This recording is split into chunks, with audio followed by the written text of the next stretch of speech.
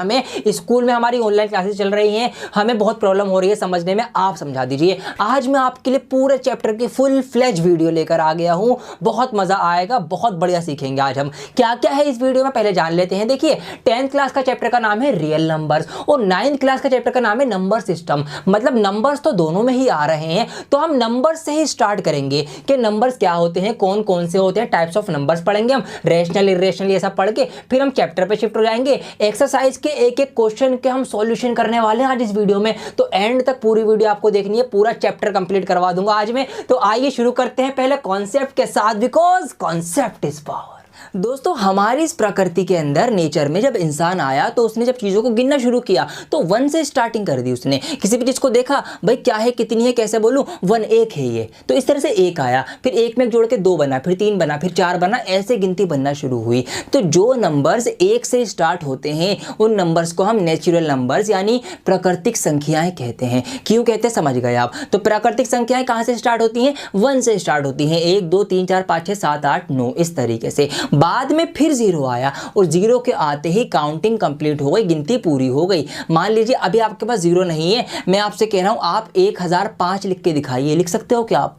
नहीं लिख सकते हैं ना। जब 0 होगा जब भी आप लिख पाओगे। अब 0 के आते ही आप बड़े से बड़ा नंबर लिख सकते हो और छोटे से छोटा नंबर भी लिख सकते हो। तो इस वजह से 0 के आते ही गिनती क्या हो गई, पूरी हो गई। तो इसी वजह से जो नंबर 0 से स्टार्ट होते हैं उनको हम होल नंबर्स यानी पूर्ण संख्याएं कहते हैं। गिनती पूरी हो गई, पूर्ण हो गई। तो होल नंबर्स कहां से स्टार्ट होते हैं, 0 से स्टार्ट होते हैं। 0 1 2 3 4 5 6 7 8 9, फिर 1 और 0 को मिलाकर 10 बना। ऐसे अब गिनती पूरी हो गई, चलने लगी आगे। फिर हमने धीरे धीरे क्या किया, नंबर्स को और ऑब्जर्व करना शुरू किया। हमने देखा कुछ नंबर 2 से पूरे पूरे डिवाइड हो जाते हैं, हमने उनको इवन नंबर का नाम दे दिया। हमने देखा कुछ नंबर 2 से पूरे पूरे डिवाइड नहीं होते, हमने उनको ऑड नंबर्स का नाम दे दिया। 1 3 5 7 9 वाले ऑड नंबर्स हो गए, 2 4 6 8 वाले हमारे इवन नंबर्स हो गए। इस तरह से हमने नंबर्स को ऑब्जर्व करके कैटेगराइज करना शुरू किया। अब हमें प्रॉब्लम आई नंबर को लिखने में। मान लीजिए हमारे पास कोई चीज़ आई तो हमने उसको लिख दिया, भाई 2 रुपये जो है हमें 2 रुपये मिल गए। ठीक है, इस तरह से कोई चीज़ आ रही है तो कोई चीज़ जा भी रही है।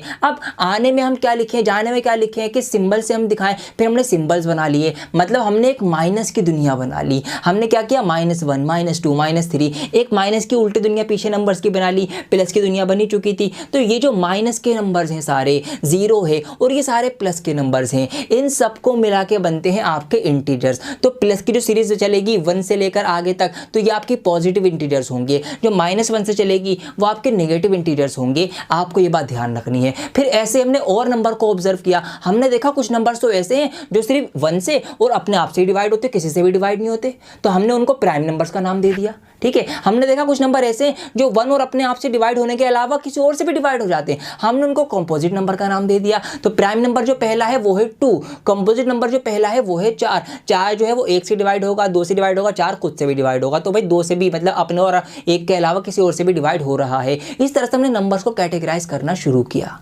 फिर हमने रेशनल नंबर्स बनाए, हमने इरेशनल नंबर्स बनाए, परिमेय संख्या, अपरिमेय संख्या, हमने रियल नंबर्स बनाए। ये क्या होते हैं, इनको और बारीकी से समझो, आप काम आएंगे आपके। तो पहले बात करते हैं रेशनल नंबर्स की। दोस्तों वो सभी नंबर्स जो फ्रैक्शन की शक्ल में, अपॉन की शक्ल में, पी अपॉन क्यू की शक्ल में या बटे की शक्ल में आप लिख सको, वो सभी रेशनल नंबर्स होंगे आपके। कोई सी भी बटे की शक्ल होगी आपकी, रेशनल नंबर कहलाएगी। एक शर्त है, लेकिन शर्त क्या है कि नीचे डिनोमिनेटर में 0 नहीं होना चाहिए। ऊपर 0 हो चलेगा लेकिन नीचे 0 ना हो, तो ऐसी फ्रैक्शन आपकी रेशनल नंबर कहलाई जाएगी। अब रेशनल नंबर हम कैसे पहचाने, 2 ट्रिक आपको बता रहा हूं। 2 ट्रिक लगा के आप किसी भी फ्रैक्शन को पहचान सकते हो कि वो रेशनल नंबर है या नहीं है। अब देखिए कैसे पहचानेंगे आप। पहली ट्रिक आपकी ये है, पहला पॉइंट रेशनल नंबर की पहचान करने का ये है कि रेशनल नंबर जो होंगे ना वो पॉइंट के बाद पूरी तरह से कट जाते हैं। जैसे एक फ्रैक्शन है, रेशनल नंबर है, जब आप इसको डिवाइड करोगे तो पॉइंट में आंसर आएगा ना, तो पॉइंट में कुछ देर के बाद ना ये नंबर पूरा पूरा कट जाएगा अगर, तो ये एक रेशनल नंबर होगा। तो पहली पहचान यही है कि terminates after a definite decimal expansion. ठीक है,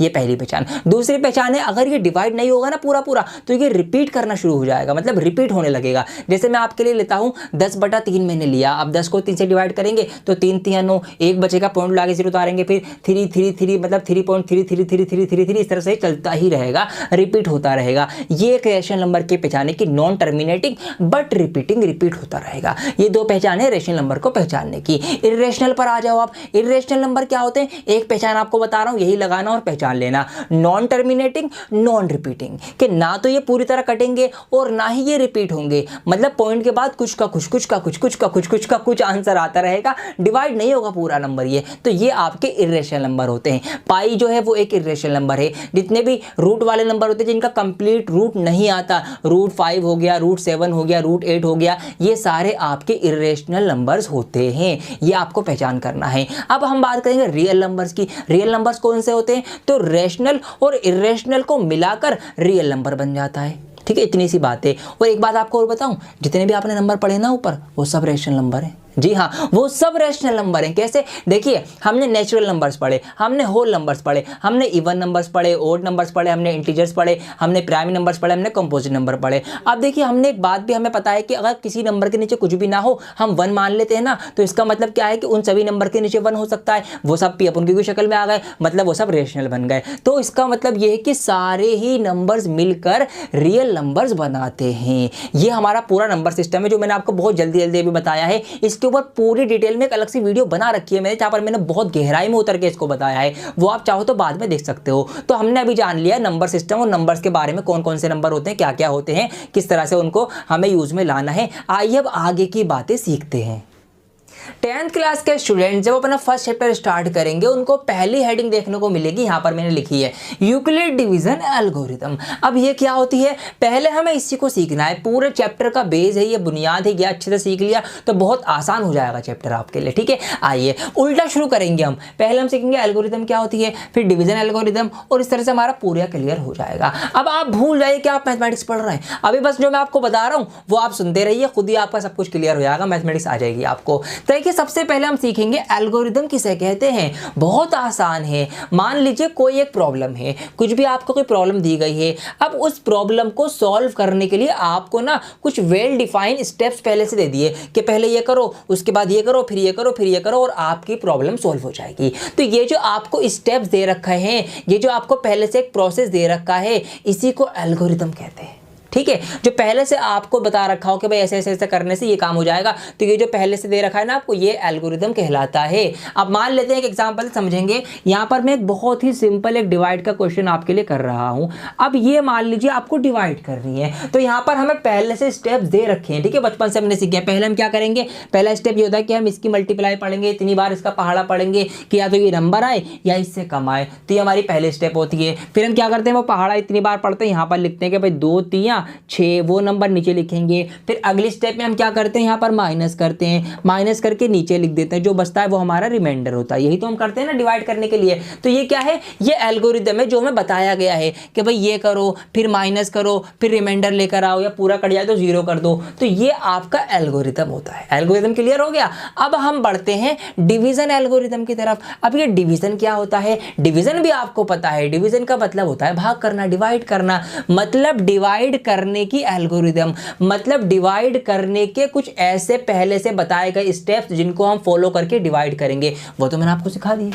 जी हाँ, ये तो हमें दे रखे हैं पहले से। भाई डिवाइड करने के जो स्टेप्स हमें दे रखे हों पहले से, जिनको हम फॉलो करते चले जाएं तो हमारी डिवाइड हो जाए, वही तो डिवीजन एल्गोरिथम होती है। और क्या होती है, और तो कुछ भी नहीं होती है। तो आपने सीख लिया। अब पूरा अगर मैं पढ़ूं, यूक्लिड्स डिवीजन एल्गोरिथम। अब ये यूक्लिड क्या है दोस्तों, ये उनका नाम है जिन्होंने ये मेथड दिया है। ठीक है, एक मैथमेटिशियन से, ग्रीक के थे, इन्होंने दिया, तो इसलिए इनके नाम से इसको चलाया गया। और आपको ये बात पता भी होगी, एक फैक्ट है कि जो भी कोई डिस्कवरी करता है, इन्वेंशन करता है, तो उसको उसके नाम से ही जाना जाता है, ताकि उसको जिंदा रखा जा सके, मतलब उसको यादों में जिंदा रखा जा सके कि उसने ये चीज दी थी हमें। ठीक है, जैसे एटम है तो नील्स बोर का स्ट्रक्चर अलग है, तो इस तरह से उनके नाम से उनको जाना जाता है। तो इसी तरीके से यूक्लिड डिवीजन एल्गोरिथम की यूक्लिड के द्वारा दिया गया डिवाइड करने का एक एल्गोरिथम, एक प्रोसेस जिसको फॉलो करके हम डिवाइड करेंगे। तो ये हमने इसको अभी तक सीखा है। अब देखिए यूक्लिड ने ना हमें एक HCF निकालने का डिवीजन एल्गोरिथम दिया था, मतलब हम डिवाइड करने के तरीके को फॉलो करके HCF निकाल सकते हैं। ये इन्होंने दिया था।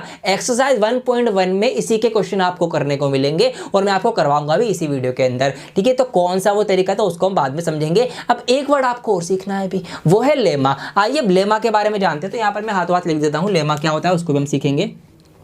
ठीक है। अगला जो वर्ड है आपको सीखने के लिए वो है लेमा। अब ये लेमा क्या होता है? देखिए, लेमा का मतलब होता है एक पहले से साबित हो चुकी स्टेटमेंट जिसकी हेल्प से हम दूसरी कोई स्टेटमेंट जो है वो साबित करेंगे, ये लेमा होती है। अब कैसे वो करेंगे, देखिए यहाँ पर मैं मान लेता हूँ, एग्जाम्पल लेते हैं। मैंने एग्जाम्पल लिया भाई the sun rises in the east, के सूरज जो है वो पूरब से निकलता है। ये हमने एक एग्जाम्पल लिया, स्टेटमेंट है। अब ये साबित हो चुकी है, हमने देखा भाई सूरज पूरब से निकलता है। अब हमने सोचा कि भाई जब सूरज पूरब से निकल रहा है और दुनिया जो है गोल घूमती है, तो इधर से इधर जाएगा तो कहाँ डूबेगा, तो वो पश्चिम में डूबेगा। तो हमने पहले से दी गई statement the sun rises in the east से हमने दूसरी स्टेटमेंट बना ली the sun sets in the west. तो जब आपको एक पहले से स्टेटमेंट दे रखी हो, एक साबित हो चुकी स्टेटमेंट से आप दूसरी स्टेटमेंट को साबित कर दो, तो इस कंडीशन को हम क्या बोलते हैं, इसी को हम लेमा बोलते हैं। ठीक है। अब ये इसका मैथमेटिक्स से क्या रिलेशन है वो भी आपको बताऊंगा। जब आप अपनी एक्सरसाइज में दूसरा क्वेश्चन देखेंगे तो आपको मिलेगा शो दैट और टेढ़ा मेढ़ा सवाल जो आपके ऊपर से जाता है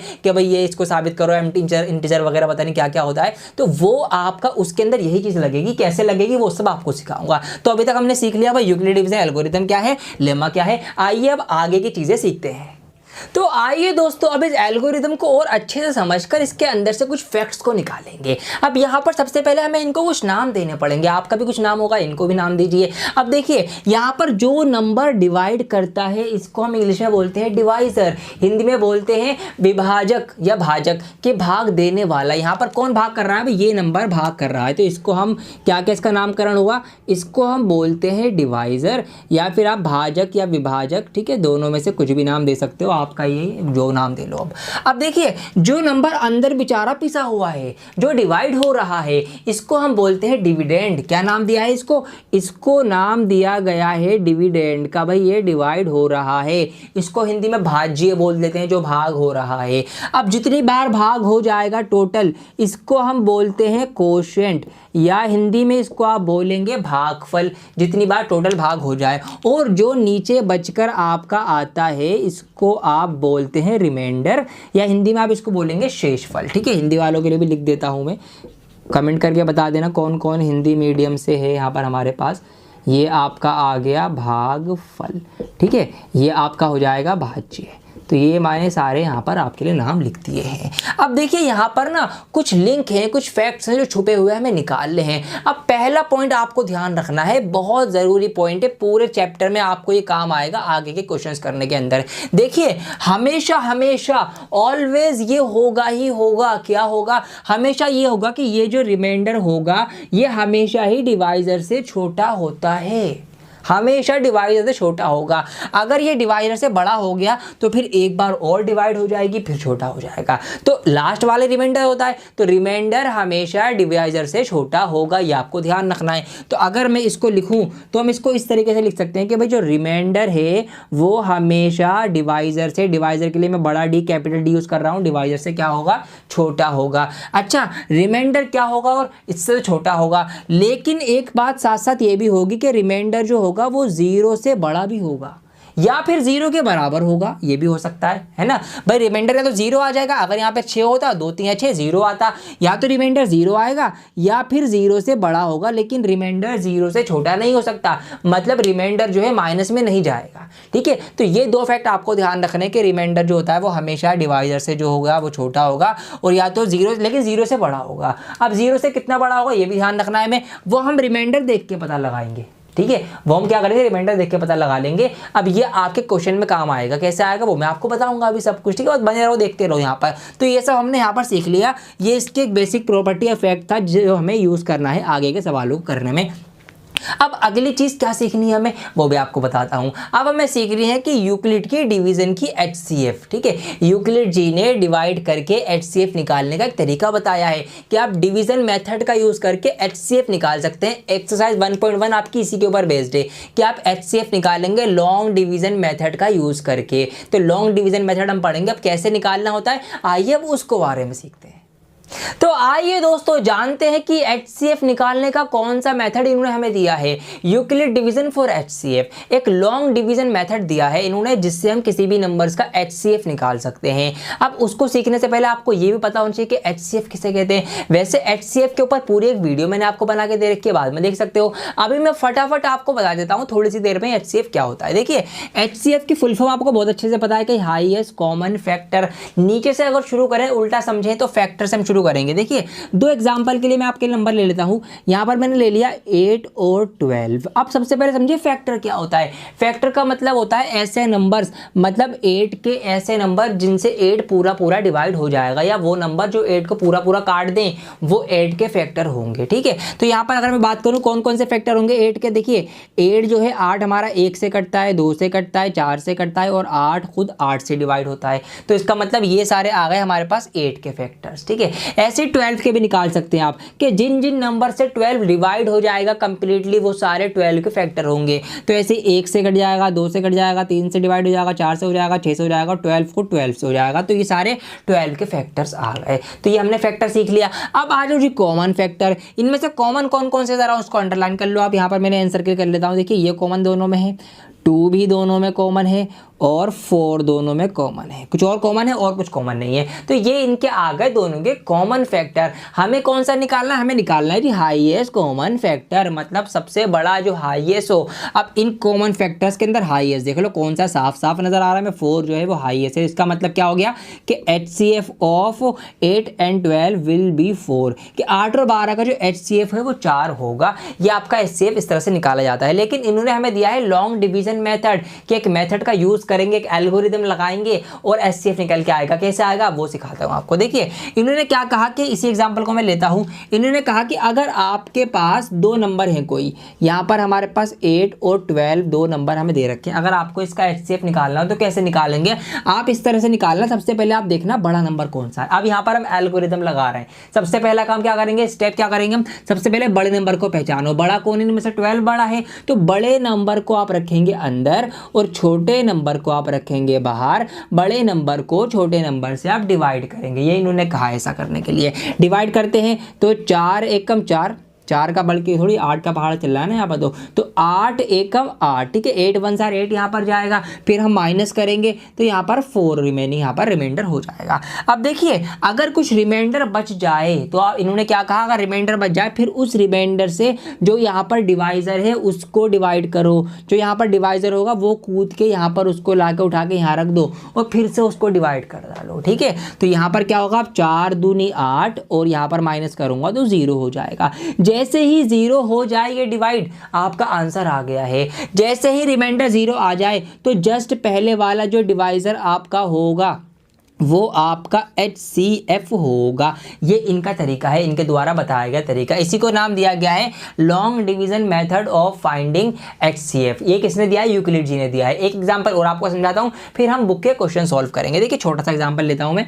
अब 10 और 25, ये आपके पास दो नंबर है 10 और 25। हमने क्या देखना है भाई, बड़ा नंबर को अंदर रखो, छोटे नंबर को बाहर रखो, इसको डिवाइड करो। तो 10 दूनी 20, माइनस करेंगे 5 बचेगा, रिमाइंडर बच गया ना। रिमाइंडर बच जाए तो फिर उससे पहले वाले डिवाइजर को डिवाइड कर दो, तो 5 दूनी 10। जैसे ही रिमाइंडर 0 आ जाए तो जो सबसे पहला यहाँ पर जो होगा ना, इससे जस्ट पहले वाला, ये आपका HCF होता है। तो यहाँ पर हमारे पास HCF आ जाएगा इनका निकल के 5 किसका, 10 और 25 का। तो ये इनका तरीका है। अब आइए एक्सरसाइज 1.1 का क्वेश्चन नंबर फर्स्ट लेके शुरुआत करते हैं।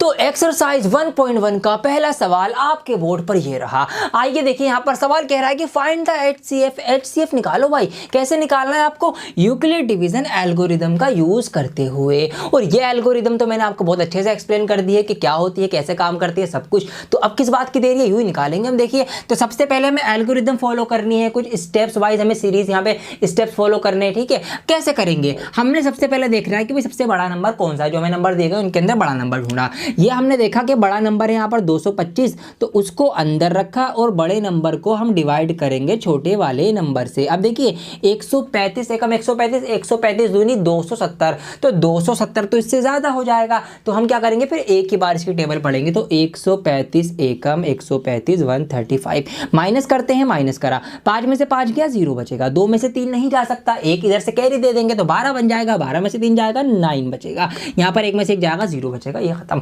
अब हमें ये देखना है कि भाई अगर रिमाइंडर बच जाएगा तो फिर हम इस डिवाइजर को यहाँ लिखेंगे। अब अगर आप ये स्टेप करना भूल जाए तो इसको ऐसे याद रखेंगे, देखिए भाई तुमने गलती की, ऐसे याद रखो कि तुमने इसको पूरा डिवाइड नहीं करा, अब इसलिए हम तुम्हें डिवाइड करेंगे, ठीक है, ये आपको याद रखना है। तुमने इसको पूरा डिवाइड नहीं किया ना, तो हम तुम्हें डिवाइड करेंगे। अब हम तुम्हें यहाँ पर लेकर आ रहे हैं, तो इस तरह से हम यहाँ पर 135 को उठाकर लेकर आएंगे, इसको डिवाइड करेंगे। तो ऐसे आप इसको याद रखेंगे कि आपको किसको डिवाइड करना है। अब यहाँ पर हम क्या करेंगे, 9 दूनी 18, 180 ज़्यादा हो जाएगा, तो हम दोबारा से 1 बार यहाँ पर एक बार टेबल पढ़ेंगे, तो 90 एकम 90 होगा, फिर माइनस करेंगे, 5 में से 0 जाएगा, 5 बचेगा, 13 में से 9 जाएगा, यहाँ पर 4 बचेगा। अब वही रिमाइंडर बच गया, भाई तुमने इसको पूरा नहीं डिवाइड किया, हम तुम्हें डिवाइड करेंगे, इसको ऐसे याद रखते चलो। तो ये यहाँ पर उठा के लेके अब हम इसको ही डिवाइड कर देंगे, तो 45 दूनी 90 होता है, माइनस करेंगे, रिमाइंडर 0 आ गया, और जैसे ही रिमाइंडर 0 आ जाए हमारा आंसर आ जाता है। कौन सा आंसर होता है, रिमाइंडर 0 आने से जो ऊपर वाला यहाँ पर हमारे पास जो डिवाइजर होता है यही हमारा आंसर होता है। तो हम लिख देंगे HCF इज इक्वल टू 45। आप पूरा लिखेंगे कि HCF ऑफ 135 एंड 225 इज 45। इस तरीके से ये वाले क्वेश्चन आपको करने हैं लॉन्ग डिवीजन वाले। एक सवाल और करता हूँ आपका, क्वेश्चन नंबर से फर्स्ट का ही ऑप्शन 2 है यहाँ पर। तो हमें आप तो सीख लिया हमने क्या करना है भाई, यहाँ पर हमने बड़ा नंबर अंदर रखा, छोटे नंबर से इसको डिवाइड करेंगे 196 से, तो यहाँ पर ये है। अब देखिए आप सोचेंगे सर बड़े बड़े नंबर आ गए, कैसे मल्टीप्लाई पढ़े, कैसे पहाड़ा पढ़े, इसको आप एज्यूम करना सीखो। इसको आप मानो 19, इसको आप मानो 38, 19 दूनी 38 होते हैं, 2 बार हम टेबल पढ़ सकते हैं। अब बात के नंबर पे ध्यान दो, यहाँ है 6, यहाँ है 2, मतलब इसका डबल जो होगा वो इससे ज़्यादा चला जाएगा, तो हम एक ही बार टेबल पढ़ेंगे। हम पढ़ेंगे फिर 196 एकम 196, माइनस करेंगे, 2 में से 6 जाएगा नहीं, एक इधर जाके इसको हासिल देंगे, 12 बन जाएगा, 12 में से 6 गया 6 बचेगा, यहाँ 7 बचेगा, एक इधर 17, 17 में से 9 गया 8 बचेगा, 2 में से 1 जाएगा 1 बचेगा, 186 बचा। यहाँ पर क्या करते फिर हम डिवाइड में अगला नंबर नीचे उतारते ही, हमने उतार के इसको बड़ा बना लिया।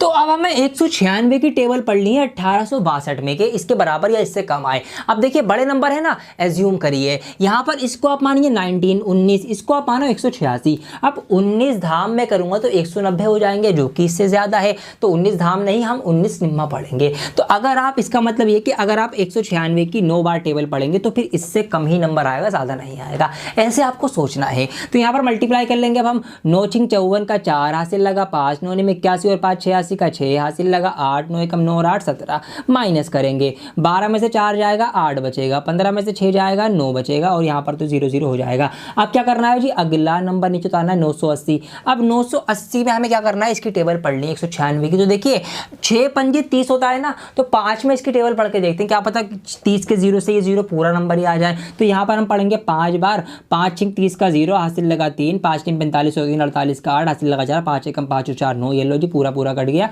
यहाँ पर ये 0 आ गया। और जैसे ही रिमाइंडर 0 आ जाए, हमने क्या बताया, रिमाइंडर 0 आते ही जो उससे पहले वाला डिवाइजर होता है वही आंसर होता है। इसका मतलब इस सवाल का जो HCF है वो 196 ही आप लिख देंगे।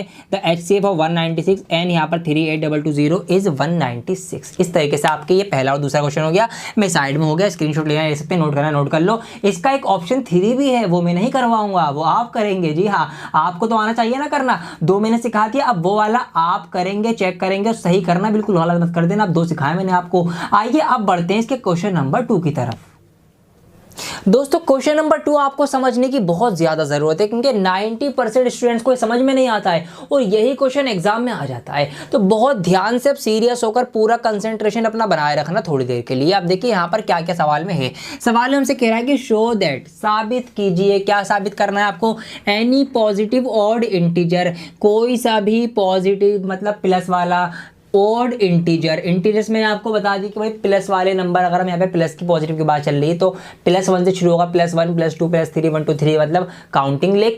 लेकिन ऑड इंटीजर्स चाहिए यहाँ पर खाली, मतलब 1 3 5 जो हमारे पास ऑड नंबर्स होते हैं ना, आप उनको यहाँ पर मान सकते हैं। तो अगर मैं इस सवाल को आसान कर दूं अपने समझने के लिए, आपके समझने के लिए, तो जितने भी हमारे पास ऑड नंबर्स हैं पॉजिटिव वाले, 1 3 5 7 9 11 वाली जो सीरीज है, हमें साबित करना है कि उस सीरीज को हम क्या कर सकते हैं, इस फॉर्म में लिख सकते हैं। या तो आप ऐसे लिख सकते हैं, या ऐसे लिख सकते हैं, या ऐसे लिख सकते हैं, जहां पर Q जो है वो सम इंटीजर है, मतलब कोई भी एक नंबर है, कोई भी एक इंटीजर है। ऐसे आपने इजी कर लिया इसको। क्या इजी कर लिया कि ये साबित कीजिए कि कोई सा भी ऑड नंबर है जो कि पॉजिटिव का है, 1 3 5 वाली गिनती को या तो आप ऐसे लिखेंगे, या ऐसे लिखेंगे, या ऐसे लिखी जा सकती है, जहां पर Q कुछ नंबर है। अब देखिए कैसे करना है, बहुत ध्यान दीजिएगा। मैंने आपको भी डिवाइड का सवाल करवाया था, बहुत छोटा सा। उसमें मैंने आपको क्या सिखाया था कि भाई यहाँ पर हमने 2 से 7 को 7 को डिवाइड किया तो 2 3 6 आ गया था, माइनस कर रहा था 1, रिमाइंडर आ गया था। इतना तो हमें आता है ना। अब अगर मान लीजिए, अब यहाँ पर कहानी बदलने जा रही है, ट्विस्ट आएंगे। मान लीजिए आपको ये नंबर नहीं दिया गया, ठीक है, ये लो जी हटा दिया। अब आपसे सवाल कहा गया, आपसे सवाल पूछा गया कि कोई नंबर, किसी नंबर को, आपसे कहा गया कि किसी नंबर को 2 से डिवाइड करने पर 3 क्वोशिएंट आता है और 1 रिमाइंडर आता है, वो नंबर बताइए। क्या आप बता सकते हैं? जी हाँ, बता सकते हैं। आपसे पूछा गया कि किसी नंबर को 2 से डिवाइड करने पर 3 क्वोशिएंट और 1 रिमाइंडर आता है, वो नंबर क्या होगा? आप पता लगा लेंगे। कैसे? आप सोचेंगे कि भाई 3 क्वोशिएंट आया है तो 2 से डिवाइड करा है तो 2 3 6 यहाँ पर आया होगा, ठीक है। अब यहाँ पर माइनस होता है, मतलब कुछ ही नंबर में से मैं 6 माइनस करें जब 1 आया है। मैं किस में से 1 माइनस करूँ, मतलब किस में से 6 माइनस करूँ कि 1 आ जाए। तो मैं यहाँ पर सोचूंगा भाई अगर मैं 7 में से 6 माइनस कर दूंगा तो ही 1 आता है, मतलब हम उल्टे चले होंगे। तो यहाँ पर हमने क्या पाया? हमने ये पाया कि ये जो नंबर है, कोई भी नंबर, यहाँ पर अगर मैं इसकी बात करूँ तो 7 कैसे कैसे आया? 7 आया जी, हमने 2 की मल्टीप्लाई करी 3 में, प्लस कर दिया 1। इतना तो हमें आता है ना। अब इसको कोई नंबर में मानो, अगर कोई भी नंबर हो, ठीक है, उसको हमें पता लगाना हो वो नंबर क्या है। हम क्या करें? अगर हम उसकी डिवाइजर से, डिवाइजर के लिए मैं डी लिख रहा हूँ कैपिटल, ठीक है, अगर हम उसकी डिवाइजर से मल्टीप्लाई कर दें, डिवाइजर की किससे? क्वोशिएंट से, और उसमें रिमाइंडर प्लस कर दे तो वो नंबर निकल के आ जाएगा ना। बिल्कुल, हमें कोई नंबर निकालना हो और अगर हमें उसका डिवाइजर और क्वोशिएंट दे रखा हो तो अगर हम डिवाइजर और क्वोशिएंट की मल्टीप्लाई में रिमाइंडर जोड़ दें तो हमारे पास वो नंबर निकल के आ जाएगा। अब इसी को अगर मैं इस n की जगह a लिख दूँ और इस डिवाइजर को मैं b से डिनोट कर दूं, ठीक है, इसको मैंने b मान लिया और इस नंबर को मैंने a मान लिया, अज्यूम कर लिया, तो ये कुछ इस तरह से फॉर्म हो जाएगा a = bq + r। ये आपकी स्टैंडर्ड फॉर्म बन चुकी है। अब देखिए सवाल पर आइए, ये तो अलग से नॉलेज थी। अब सवाल हमसे क्या कह रहा है कि कोई भी ऑड इंटीजर जो होगा पॉजिटिव का, उसको हम या तो ऐसे लिख सकते हैं, या ऐसे लिख सकते हैं, या इस तरह से लिख सकते हैं। किस तरह से लिख रहे हैं हम लिख रहे हैं 6q + 1, 6q + 1 ऐसे हम लिख रहे हैं। कोई सा भी एक ऑड नंबर है, ऑड इंटीजर है पॉजिटिव का। अब देखिए यहाँ पर 6 का मतलब है b, मतलब डिवाइजर, मतलब वो नंबर 6 से डिवाइड हो रहा है। और मैंने आपको बताया था कि अगर कोई नंबर 6 से डिवाइड होगा तो उसके क्या क्या रिमाइंडर हो सकते हैं। सोचा आपने? मैंने आपको बता रखा था रिमाइंडर हमेशा जो होता है वो डिवाइजर से छोटा होता है। तो अगर कोई नंबर 6 से डिवाइड हो रहा है ना, तो उसका जो रिमाइंडर होगा या तो वो 0 होगा। रिमाइंडर क्या क्या हो सकते हैं? 0 होगा, 1 होगा, 2 होगा, 3 होगा, 4 होगा, या 5 होगा। तो दोस्तों अगर कोई नंबर 6 से डिवाइड हो रहा है तो ये रिमाइंडर आएंगे। तो वो कितने तरीकों से लिखा जा सकता है? या तो फिर हम उस नंबर को लिख सकते हैं 6q + 0, या हम लिख सकते हैं 6q + 1, हम लिख सकते हैं 6q + 2, हम या फिर लिख सकते हैं 6q + 3, और वो नंबर लिखा जा सकता है 6q + 4, और लास्ट वन 6q + 5। इतने तरीकों से लिखा जा सकता है। जैसे कि अगर मैं इसी एग्जांपल की बात करूं आपको थोड़ा सा समझाने के लिए डिटेल में, ताकि आपका कॉन्सेप्ट अच्छे से क्लियर हो जाए। तो देखिए यहाँ पर है नंबर 7 बीच में जो था। अगर मैं देखूं यहाँ पर कोई नंबर 2 से डिवाइड हो रहा है तो वो 2q + 1 की फॉर्म में लिखा जाएगा, या वो नंबर 2q + 0 की फॉर्म में लिखा जाएगा, क्योंकि रिमाइंडर या तो 1 होगा या 0 होगा, ठीक है, कमी होता है यहाँ पर डिवाइजर से हमारे। तो देखिए अब ये 7 जो है ये किस तरह से आएगा? ये इस तरह से लिखा जा सकता है। कैसे भाई? 2 3 6 में जोड़ देंगे करेंगे 7, तो इस तरीके से ये नंबर आ गया। तो ऐसे कोई नंबर अगर 6 से डिवाइड हो रहा है तो वो इतने तरीकों से लिखा जा सकता है। Is it clear? बिल्कुल जी। अब देखिए क्या यहाँ पर हमें ये साबित करना है, लेकिन जो ऑड इंटीजर्स होंगे वो या तो ये होंगे या फिर ये होंगे, मतलब इन 3 तरीकों से लिखा जाएगा। आइए देखते हैं कौन कौन से ऑड है, कौन कौन से इवन है। देखिए पहले नंबर पर हम गौर करें तो यहाँ पर ये है 6q + 0, इसका मतलब है खाली 6q को मैं ऐसे भी तो लिख सकता हूँ 2 × 3q। तो क्या कुछ बात बदल जाएगी? कुछ भी बात नहीं बदलेगी भाई, मैंने 2 कॉमन ले लिया, 2 3 6 की अभी भी बात वही है। अब लेकिन यहाँ पर समझने वाली बात ये है कि अगर 2 का मल्टीपल आ गया, ये जो है 2 से मल्टीप्लाई कर रहा है, और अगर कोई चीज़ 2 से मल्टीप्लाई कर जाएगी तो वो 2 से डिवाइड भी कर जाएगी। इसका मतलब क्या है, फिर वो नंबर ऑड नहीं होगा, वो इवन बन जाएगा। भाई 2 मल्टीपल में है, 2 की मल्टीप्लाई, 2 की टेबल, 2 का पारा, 2 4 6 8 10 12 14, ये तो इवन नंबर होते हैं ना। तो इसका मतलब ये जो नंबर इस तरह से लिखा गया है ये तो भाई लोगों इवन होगा, ये ऑड नहीं हो सकता। अब इसको थोड़ा सा अलग से समझने के लिए आप ऐसे एज्यूम कर लो, ये नंबर है 18। ये नंबर यहाँ पर अगर मैं इसको 18 मानूं तो भाई 6 तिया कितना हो जाएगा 18, यहाँ पर पूरा पूरा कट जाएगा, रिमाइंडर कुछ भी नहीं बचेगा। तो यहाँ पर 18 क्या है, 18 जो है वो एक इवन नंबर होता है। ठीक है, अब देखिए इस पर गौर कीजिए, यहाँ पर है आपका नंबर 6q + 2, 6q + 2। यहाँ पर 2 कॉमन आ सकता है। यहाँ पे मैंने अगर 2 कॉमन लिया तो यहाँ पर अंदर रह गया 3q, और यहाँ से 2 कॉमन आ गया, यहाँ पर रह गया 1। तो यहाँ पर भी ये आ गया 2 के मल्टीपल में, और जैसे ही ये 2 के मल्टीपल में आया ये क्या बन गए, 2 की टेबल टाइप हो गया। और 2 की टेबल टाइप जो नंबर होते हैं 2 4 6 8 10 12 आपको बहुत अच्छे से पता है वो भी इवन नंबर होते हैं। इसका मतलब क्या है कि ये जो नंबर इस तरह से लिखा जाएगा वो भी एक इवन नंबर होगा। इसको आप समझने के लिए ऐसे भी एज्यूम कर सकते हैं कि भाई अगर मैं q की जगह, q है भाई where is q is some integer, कोई भी इंटीजर है q को मैंने 3 मान लिया, तो 6 3 18, 18 और 2 कितने होते हैं 20 होते हैं। तो इसका मतलब 20 यहाँ पर आएगा। 20 क्या है, 20 एक इवन नंबर है। ये सिर्फ आपको समझाने के लिए मैं एक आइडिया दे रहा हूँ, ऐसे करना नहीं है आपको, सिर्फ समझाने के लिए आपको। अब देखिए ऐसे ही यहाँ पर आपका हो जाएगा 6q + 4, अगर मैं लूँ यहाँ भी 2 कॉमन आ जाएगा, 3q + 2 बचेगा। ये बिल्कुल एग्जैक्ट यहाँ पर भी क्या हुआ भाई 2 का मल्टीपल आ गया, 2 का मल्टीपल आ जाएगा, बहुत अच्छे से पता है 2 बार आ चुका, वो हमारा इवन नंबर होता है। इसको भी सोचने के लिए, आप समझने के लिए, थोड़ी सी अंडरस्टैंडिंग बिठाने के लिए माइंड में क्या कर सकते हो भाई, q सम इंटीजर, q को कुछ भी मान लो, q को अगर मैं 3 मान लूँ, 6 3 18, 18 4 22, 22 आएगा, 22 क्या है एक इवन नंबर है। q को मैं 1 मान लूँ, 6 कम 6 4 10, 10 क्या है इवन नंबर है। q को मैं 2 मानूँ, 6 3 12 4 16, 16 क्या इवन नंबर है। तो यहाँ पर ये इवन ही नंबर लिखा जाएगा और नहीं लिखा जा सकता। अब हम बात करेंगे अगर इसकी, तो यहाँ पर भाई देखो ना कुछ भी कॉमन नहीं आएगा, ये 6q + 1 ही रहेगा, कुछ भी कॉमन नहीं आएगा। तो आप देखिए कोई नंबर जो भी हमारे पास, हमें बात कर रहे हैं भी हम ऑड इंटीजर्स की, हम इंटीजर्स की बात कर रहे हैं पॉजिटिव की। अब पॉजिटिव इंटीजर्स या तो इवन होते हैं या ऑड होते हैं। अब यहाँ पर ये तो तीनों इवन आ गए, अब अगर ये तीनों इवन नहीं है तो फिर ये क्या होंगे, ये ऑड होंगे, जाहिर सी बात है ना।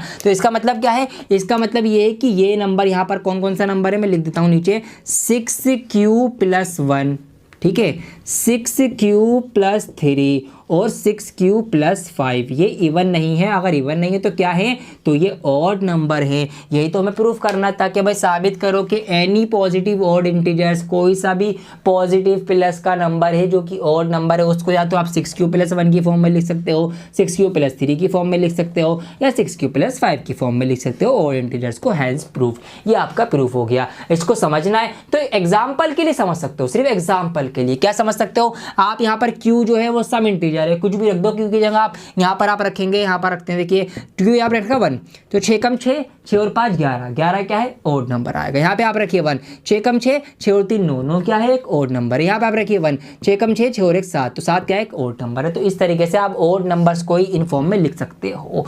तो ये आपका सवाल हो गया, ये मैंने आपको समझाया है। आपको लिखना कैसे है, एग्जाम्पल नंबर 2 आपके सामने आ रहा है, यहाँ पर इसकी स्टेटमेंट्स दे रखी है, हमने ये माना वो माना, इस तरीके से आपको इसको लिखना है, या फिर जैसे आपके स्कूल टीचर्स बताएं आप इसको वैसे लिखेंगे। ये तो मैंने आपको पूरा डिटेल में खोल कर समझाया है कॉन्सेप्ट वाइज, ताकि आपके क्लियर हो सके। मैथ्स को फील करना शुरू कर दो, आप मजा आ जाएगा, इसको रटने की जरूरत नहीं है आपको, ये सब समझ लो आप। अगले सवाल देखिए इसकी तरह बहुत आसान है, अब आपको लगेंगे, आइए करते हैं। क्वेश्चन नंबर 3 में आपसे कहा गया है कि एक आर्मी का ग्रुप है 616 मेंबर का, वो मार्च करता है, एक आर्मी बैंड 32 मेंबर का, एक आर्मी का बैंड है उसके पीछे, मतलब आर्मी का बैंड है 32 मेंबर का, वो आगे चलता है, उसके पीछे 616 लोगों का अलग से जो टीम है आर्मी की वो चलती है। The two groups are to march in the same number of column. अब ये जो मार्च करेंगे करेंगे, परेड करेंगे, इनके जो कॉलम और नंबर ऑफ कॉलम्स होने चाहिए वो बराबर संख्या में होने चाहिए।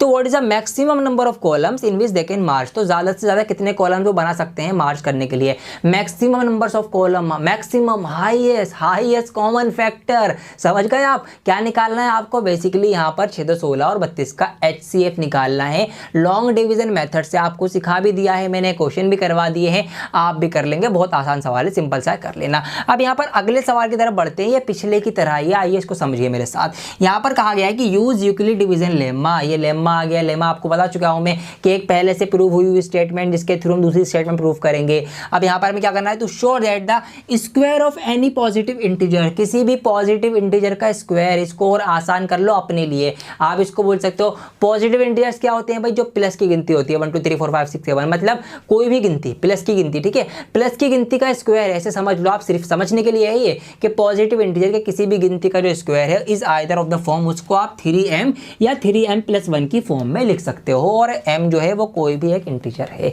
कैसे प्रूफ करना है, बहुत आसान। सबसे पहले हमारी नजर पड़ी 3 पर। यहाँ पर 3 जो है, अगर मैं इसकी स्टैंडर्ड फॉर्म की बात करूं तो नंबर हम कैसे लिखते थे कि भाई a = bq + r।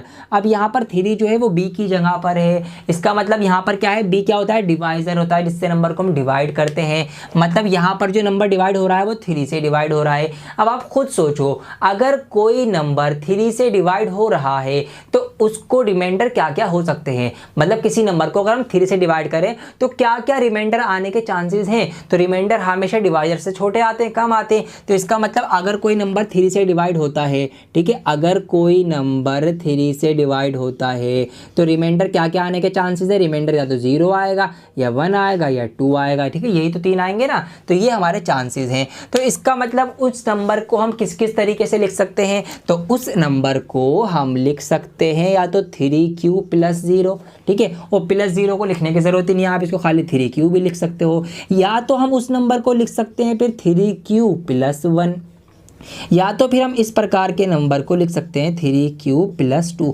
तो इन तरीकों से वो नंबर लिखा जा सकता है। लेकिन हमसे कहा गया है the square of any positive integer, अगर स्क्वायर कहा जाएगा स्क्वायर कर दो, कुछ और अलग नहीं करना, बाकी सब कुछ सेम चलेगा पहले जैसा। तो हमने क्या करा भाई, इसका स्क्वायर कर दिया, नंबर का स्क्वायर। अब देखिए 3 3 9, 9q² हो जाएगा, यहाँ से मैं 3 कॉमन ले लूँगा बाहर, तो ये रह जाएगा 3q का स्क्वायर, ठीक है, ये हो गया। अब आप एक बात सोचो, यहाँ पर एक नई बात सोचने की ये है कि इसको अगर मैं सॉल्व करूँगा, q क्या है, कोशेंट, ठीक है, यहाँ पर कोशेंट में कुछ भी रख दूँ, कुछ भी रख के अगर मैं सॉल्व करने भी चलूँगा तो इसको सॉल्व करके एक नंबर ही आएगा। क्या आएगा, एक नंबर आएगा ना, इसको सॉल्व करके एक नंबर आएगा। और नंबर क्या होते हैं, नंबर इंटीजर्स होते हैं ना, इंटीजर्स हो सकते हैं, मैंने आपको समझा दिया। तो इसका मतलब क्या है कि ये जो आएगा सॉल्व होकर ये एक इंटीजर आएगा, और इंटीजर को हम m से डिनोट कर सकते हैं। तो इसका मतलब ये है कि मैं इसकी जगह पर 3 की जगह 3 लिखकर इसकी जगह पर m लिख सकता हूं, क्योंकि सम इंटीजर m की जगह कोई भी इंटीजर आ सकता है, ठीक है,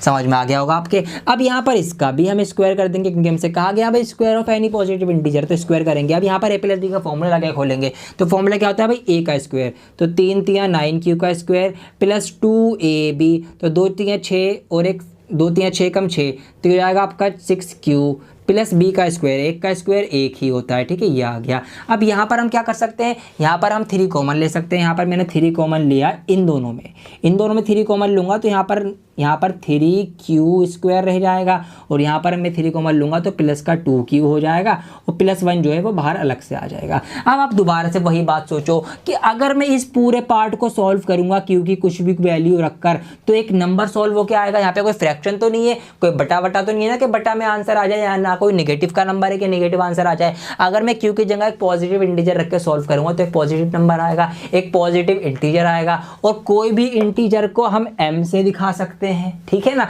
तो इसका मतलब मैं इस पूरे की जगह यहाँ पर 3 की इस पूरे की जगह m लिख सकता हूँ, +1 ही रहेगा, ठीक है। बिल्कुल यही चीज आपको यहाँ करनी है, स्क्वायर करना है, क्योंकि स्क्वायर करने के लिए सवाल में कहा गया भाई 3 3 9q का स्क्वायर हो जाएगा, + 2 3 6 दूनी 12q हो जाएगा, + 2 दूनी 4 हो जाएगा। अब यहाँ पर भी देखिए इन दोनों में मैं 3 कॉमन दिख रहा है मुझे, 9 और 12 में 3 होता है, तो 3 अगर मैं यहाँ पे कॉमन लूँगा दोनों जगह तो 3 कॉमन लिया, यहाँ पर 3q² हो जाएगा, प्लस का प्लस आ जाएगा, 3 चौक 12 होता है, ये आ गया। अब 4 में 3 कैसे कॉमन लूँ मैं, 4 में 3 कैसे कॉमन लूँ? देखिए यहाँ पर मैं क्या करूँगा, मैं 1 लिखूँगा और फिर एक 1 बाहर लिख दूँगा, ये आ गया कॉमन। जादू हो गया ना। कैसे क्या? देखिए अगर मैं यहाँ पर 3 की मल्टीप्लाई करूँ 1 में तो 3 1 जार 3 होगा, फिर उस 3 में ये वाला 1 प्लस हो जाएगा तो 4 बन जाएगा ना ये। तो इस तरीके से मैंने इसमें से भी कॉमन 3 ढूंढ के निकाल लिया और बिल्कुल लॉजिकल है ये, ठीक। अब यहाँ पर क्या है, वही बात जो यहाँ सोची हमने कि भाई हम इस पूरे को अगर जब भी सॉल्व करेंगे तो एक इंटीजर आएगा, एक नंबर आएगा, और इंटीजर जब आएगा तो सम इंटीजर m, हम उसको m लिख सकते हैं। तो यहाँ पर इस पूरे को हमने क्या लिख दिया, m लिख दिया, m प्लस 1। तो यहाँ पर हमने क्या पाया, हमने ये पाया कि भाई जो भी हमारे पास नंबर था उसको अगर हम स्क्वायर कर रहे हैं तो या तो वो 3m, या तो वो 3m की शक्ल में आ रहा है या 3m प्लस 1 की शक्ल में आ रहा है। बस यही तो हमें प्रूफ करना था। कि क्या प्रूफ करना था? Square of any positive integer is either of the form 3m और 3m प्लस 1। या तो वो 3m की फॉर्म में आएगा या 3m प्लस 1 की फॉर्म में आएगा। मक्खियां परेशान कर रही हैं, लेकिन आज मैं परेशान नहीं होऊंगा। पूरा चैप्टर पढ़ाने का वादा है, पूरा ही आपको पढ़ाऊंगा। अगला सवाल करते हैं। बल्कि करना क्या है, अगले सवाल में बिल्कुल एज इट इज यही है। क्या करना है आपको, उसमें सिर्फ स्क्वायर की जगह क्यूब हो गया है। तो सारी स्टेप्स बिल्कुल सेम रहेंगी। बस यहाँ पर जहाँ जहाँ मैंने स्क्वायर करा है ना, वहाँ वहाँ आप क्यूब कर देना, क्यूब का फॉर्मूला लाके खोल देना, और फिर जो भी बाद में कॉमन लेने के बाद आएगा ना उसको m मान लेना। तो फिर वही आपका बिल्कुल एच टी शो हो जाएगा। वो भी वो आपके लिए होमवर्क है, ठीक है। मिलके करना है हमें ये। आधा मैं कर रहा हूँ, आधा आप करेंगे। जब भी तो आप सीखेंगे, मैं तो सारे कर दूंगा, मेरे लिए थोड़ी है, आपके लिए ये सब। तो आप करेंगे अगला सवाल। तो इस तरीके से आई थिंक आपकी एक्सरसाइज 1.1 कंप्लीट हो चुकी है। मुबारक हो आपको। वीडियो को लाइक